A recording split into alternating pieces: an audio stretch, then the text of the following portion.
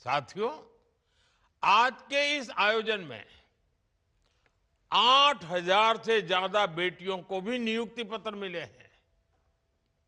बीते 11 वर्षों में देश की वर्कफोर्स में विमेन पार्टिसिपेशन में करीब करीब 2 गुनी बढ़ोतरी हुई है।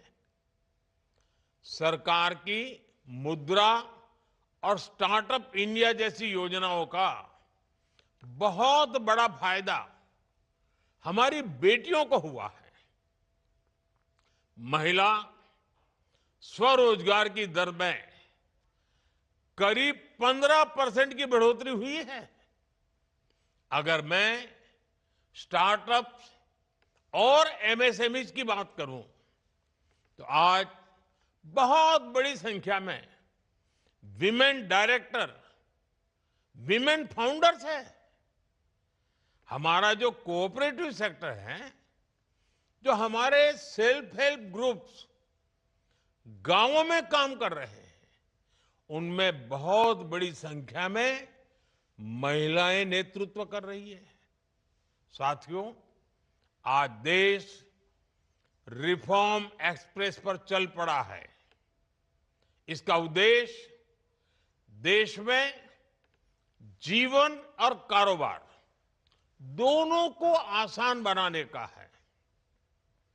जीएसटी में नेक्स्ट जनरेशन रिफॉर्म्स का सभी को फायदा हुआ है। इससे हमारे युवा एंटरप्रेन्योर्स को लाभ हो रहा है, हमारे एमएसएमईज को फायदा हो रहा है।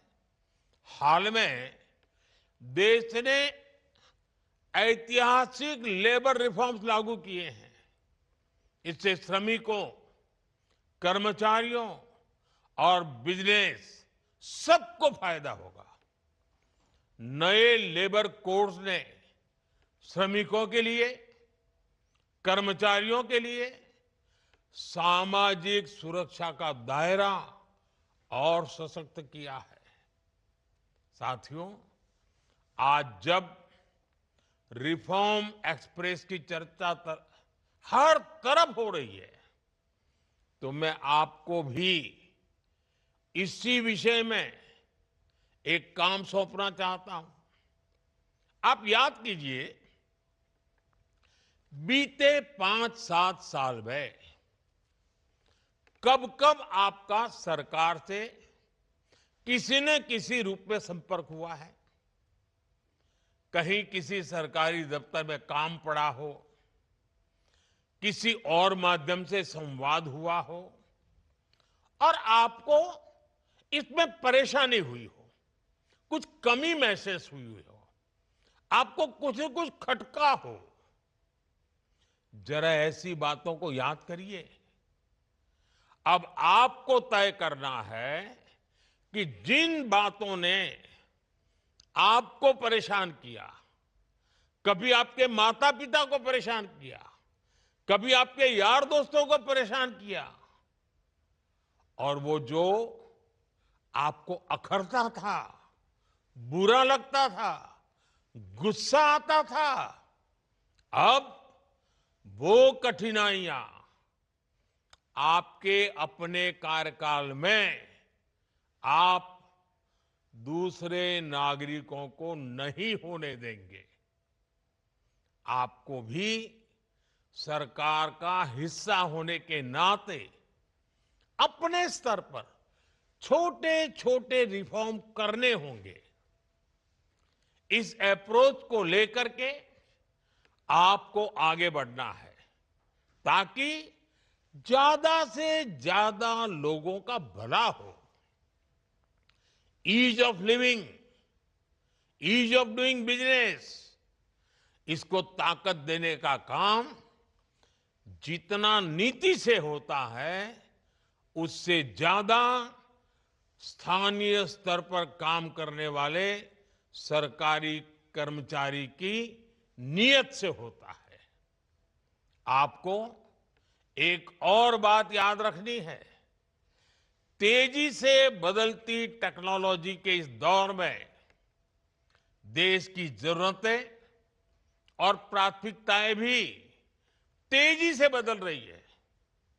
इस तेज बदलाव के साथ आपको खुद को भी अपग्रेड करते रहना है।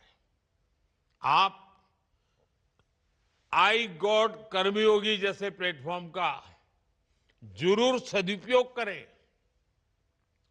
मुझे खुशी है कि इतने कम समय में करीब 1.5 करोड़ सरकारी कर्मचारी आई गॉट के इस प्लेटफॉर्म से जुड़कर खुद को नए सिरे से ट्रेन कर रहे हैं, एम्पावर कर रहे हैं।